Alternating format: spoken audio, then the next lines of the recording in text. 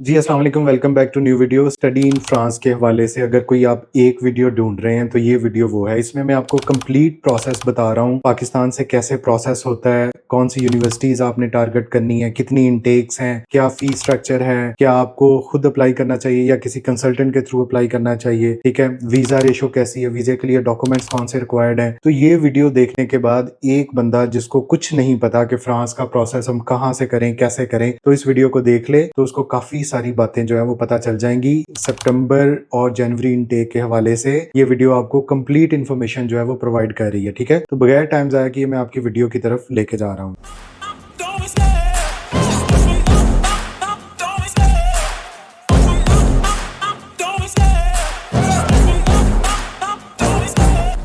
जी हाँ, सबसे पहले ये बता दूं कि हमारा जो ऑफिस है टॉप 7 कंसल्टेंट, हम लोग यूरोप को डील करते हैं, यूके को डील करते हैं। यूरोप में हमारे पास काफ़ी ज़्यादा सक्सेस स्टोरीज हैं, वो फ्रांस की हैं, वो बेल्जियम की हैं, वो लिथुआनिया की हैं, वो लैटविया की हैं, वो फिनलैंड की हैं। हमने स्पाउस वीज़े पे भी लोगों को भेजा है। जब भी आप में से कोई हमारे ऑफिस आता है तो हम उसके अकॉर्डिंगली उसको, या ऑनलाइन अपनी प्रोफाइल शेयर करता है, तो हम उसकी प्रोफाइल और उसकी बजट के अकॉर्डिंगली उसको बता देते हैं कि उसका मैक्सिमम चांसेस कहाँ पे हैं, ठीक है? तो जो लोग फिर आगे उसको परस्यू करते हैं वो वीजा स्टेज तक पहुंच के उसके बाद वीजा भी ले लेते हैं। और कुछ लोग हैं जो सिर्फ वीडियोस देखने की हद तक, और वीडियो को ना तो सब्सक्राइब करते हैं, चैनल को ना लाइक करते हैं, तो उनसे बहुत ज्यादा तकलीफ होती है कि यार भाई, इसको हम अगर इतनी मेहनत से आपके लिए कंटेंट प्रोवाइड करते हैं और आपको कोई काम की बातें आती हैं, तो इसको लाइक एंड सब्सक्राइब कर लें, आपको फायदा हो जाएगा, ठीक है? अब मैं फ्रांस का आपको बता दूं। फ्रांस को जनरली मैं इसके इंट्रो के हवाले से आपको जनरल सी कुछ बातें बता दूं कि फ्रांस जो है वो सेकंड बड़ी इकोनॉमी है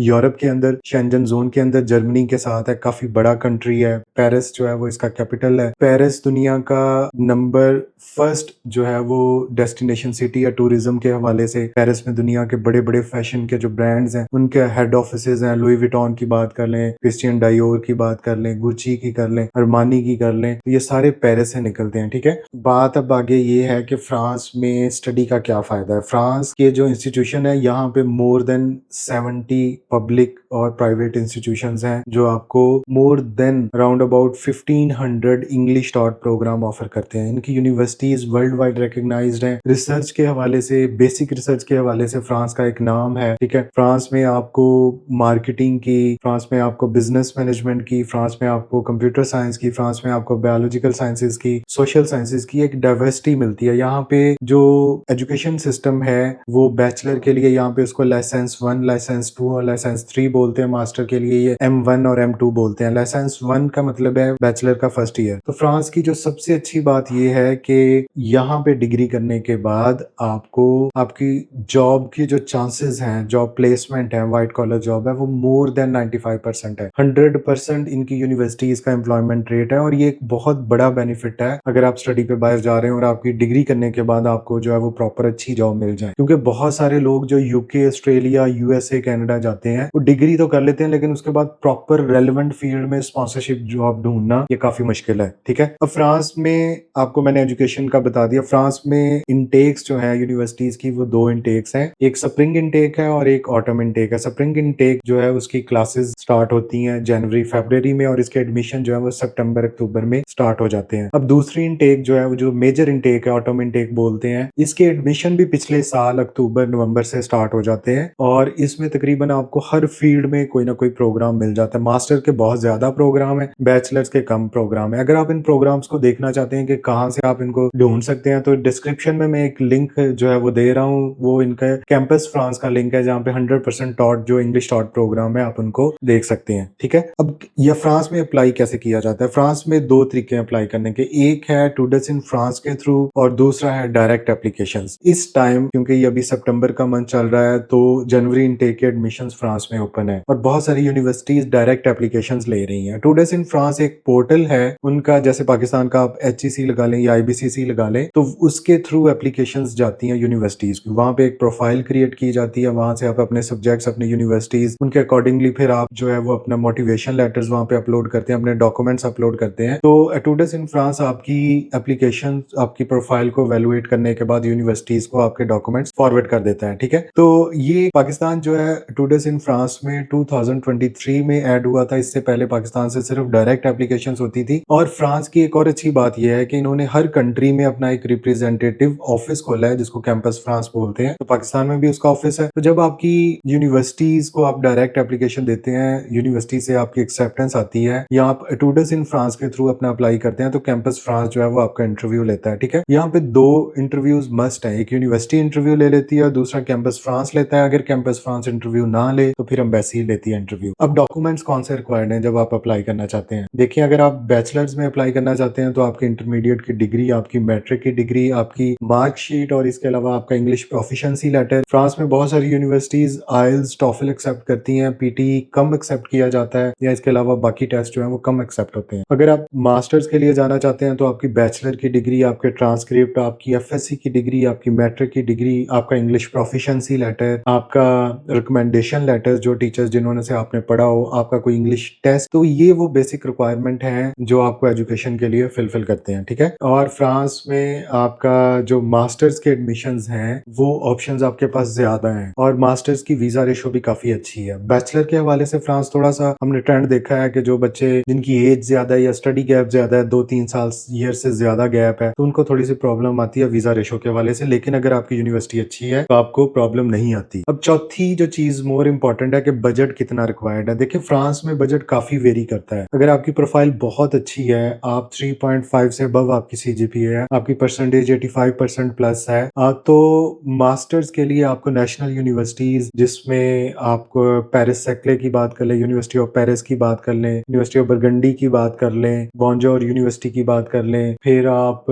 उसमें मैक्सल यूनिवर्सिटी है उसकी बात कर लें, तो यहाँ पे आपको नेशनल फीस जो 284 यूरो पर ईयर है, जो ऑलमोस्ट ना होने के बराबर है, फ्री वाला हिसाब है। यहाँ पे भी एडमिशन मिल सकता है और काफी सारे प्रोग्राम्स जो है वो ये यूनिवर्सिटीज ऑफर करती हैं। लेकिन बैचलर में ऑप्शंस कम है। जो पब्लिक यूनिवर्सिटीज हैं इसमें थोड़े से लाइफ साइंसेज का प्रोग्राम है या 1-2 और हैं, तो आपको ऑप्शंस कम मिलेंगे। अब चले जाते हैं हम प्राइवेट और सेमी गवर्नमेंट यूनिवर्सिटीज की तरफ। सेमी गवर्नमेंट का मतलब ये है कि वो नेशनल जो है वो उनका जो सिस्टम है, एजुकेशन सिस्टम है, उसके साथ वो उनकी प्रॉपर सर्टिफिकेशन है, वो उनकी जो फी रेंज वेरी करती है वो 5000 से लेके कोई 9000 10,000 यूरोस के दरमियान में फॉल करती है। और यहाँ पे भी बहुत अच्छी यूनिवर्सिटीज, बहुत अच्छे, फॉर एग्जांपल एपिटा हो गई, सुडोकॉम, पेरिस टेलीकॉम, सुडो, ये भी एक इंस्टीट्यूट है, फिर आपको आईपैक इंस्टीट्यूट हो गया, फिर यहाँ पे ईएससी क्लेरमोंट हो गया। तो ये वो इंस्टीट्यूशंस हैं जो आपको एडमिशंस दे देते हैं पाकिस्तानी कैंडिडेट्स को, अगर आपकी प्रोफाइल अच्छी है। ठीक है, तो इसके अलावा जो प्राइवेट है बिल्कुल वो बहुत एक्सपेंसिव भी हो जाते हैं, और इसमें काफी लो रैंक भी हैं जो बहुत सारे कंसल्टेंट कर रहे हैं अपने कमीशन के चक्कर में। तो वो वहां पे बच्चे के साथ बहुत ज्यादती होती है, क्योंकि फीस भी 15,000 यूरो, 13,000 यूरो या 10,000 से ऊपर है, और यूनिवर्सिटी की रैंकिंग बहुत बुरी है, वीजा भी उनका जो है वो 50-50% मिलता है। तो ये एक बहुत बड़ा रिस्क फैक्टर है। अब जो मैं आपको बता रहा था कि आपको कंसल्टेंट से करवाना चाहिए या खुद करना चाहिए, तो देखें, अगर तो आप खुद इतने एलिजिबल हैं, आप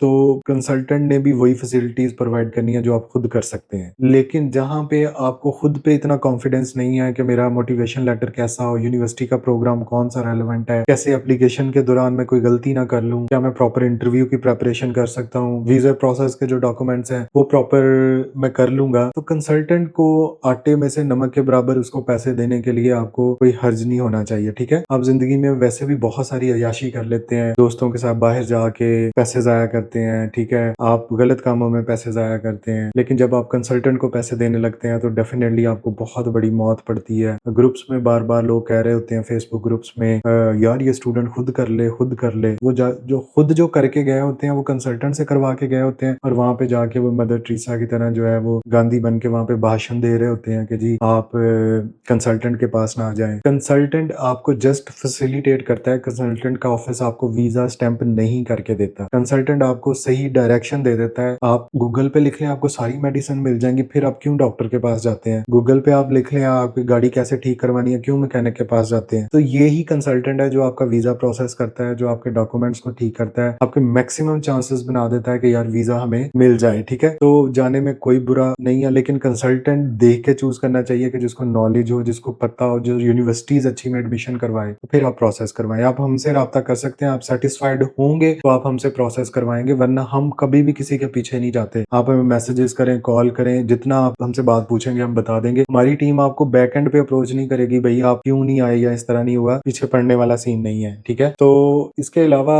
जो बजट है वो मैंने बता दिया कि यहाँ पे आपको 25 to 3 मिलियन तक बजट बताते हैं, ठीक है। इसमें सारा कुछ ट्यूशन फीस है, इसमें वीजा फीस है, इसमें हमारी फीस है, हर चीज इसमें कवर हो जाती है। वीजा डॉक्यूमेंट्स के हवाले से आपका फैमिली रजिस्ट्रेशन सर्टिफिकेट चाहिए, आपका एक्सेप्टेंस लेटर चाहिए, आपकी बैंक स्टेटमेंट चाहिए जो 2 to 3 मंथ ओल्ड हो, उसको कैसे मैनेज करना है, उसके साथ कैसे स्पॉन्सरशिप का एफिडेविट लगाना है, ये सारा कुछ हम बताते हैं। ये वो चीजें हैं जहाँ पे कंसल्टेंट आपके फोकस करता है और आपके मैक्सिमम चांसेस हो जाते हैं वीजा लगने के, ठीक है। इंटरव्यू की कैसे प्रिपरेशन करवानी है ये भी हम उसमें बताते हैं। तो आप भी अगर हमसे प्रोसेस करवाना चाहते हैं और जनवरी इनटेक में फ्रांस जाना चाहते हैं, इस चांस को अवेल करना चाहते हैं, तो आप हमसे जरूर राब्ता करें, आपको इसका काफी फायदा होगा।